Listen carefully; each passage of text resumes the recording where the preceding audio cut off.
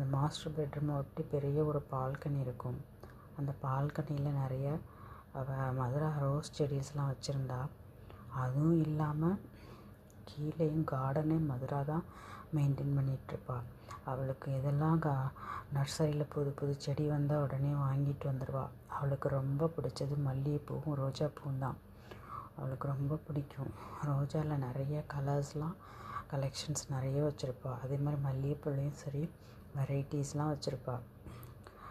குண்டு மல்லியிலேருந்து சாதாரண மல்லியிலேருந்து ஜாதி மல்லி, அடுக்கு மல்லி, என்னென்ன மல்லி இருக்கோ திருவாச்சி, இப்படி நிறைய பூவெல்லாம் நர்சரியில் கேட்டு வாங்கிட்டு வந்து வச்சுப்பா.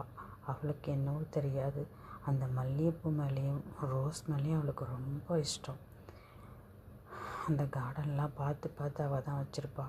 அந்த தோட்டக்கார தாத்தா இவன் குழந்தையிலேருந்து அவளுக்கு ஞாபகம் தெரிஞ்சதுலேருந்து அவர் எங்கள் தோட்டத்தில் இருக்கார். மதுராவும் தாத்தாவும் தான் தோட்டத்துக்கு தண்ணி பாய்ச்சிட்டதுலேருந்து எல்லா வேலையும் செய்வாங்க. மதுராவுக்கு எப்போல்லாம் காலேஜ் லீவ் டைம்லேயோ இல்லை ஃப்ரீ டைம்லேயோ அவள் மோஸ்ட்லி இருக்கிறது கார்டனில் தான். ஃப்ரெண்ட்ஸோடலாம் அவ்வளோவா வெளியில் எங்கேயும் போக மாட்டாள். இந்த பார்ட்டி அப்படி இப்படின்னு எங்கேயும் போக மாட்டாள். ராஜபாண்டியன் கூட சொல்வார், ஏன் உன் ஃப்ரெண்ட்ஸ் கூட எங்கேயாவது போயிட்டு வரியாமான்னு. இல்லைப்பா அப்படின்னு சொல்லிட்டு அவளுடைய மோஸ்ட் ஆஃப் த டைம் கார்டனில் தான் இருக்கும்.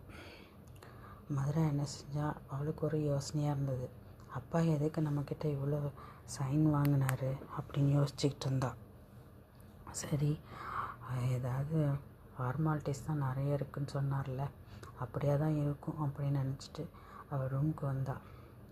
அந்த கர்டன்ஸ்லாம் பார்க்க அவ்வளோ ஒரு மைல்டான கலரில் இருக்கும்.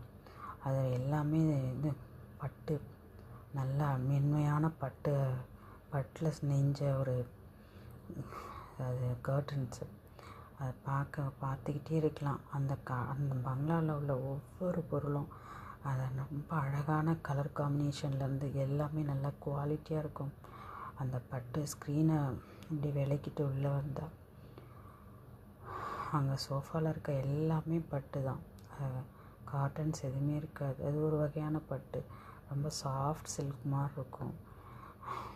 மதுராவுக்கு அது அவளுக்கு விவரம் தெரிஞ்சதுலேருந்து அங்கே வீட்டில் எல்லாமே எங்கேயுமே காட்டன் ட்ரெஸ்ஸே பார்க்க முடியாது, எல்லாமே பட்டில் தான் இருக்கும்.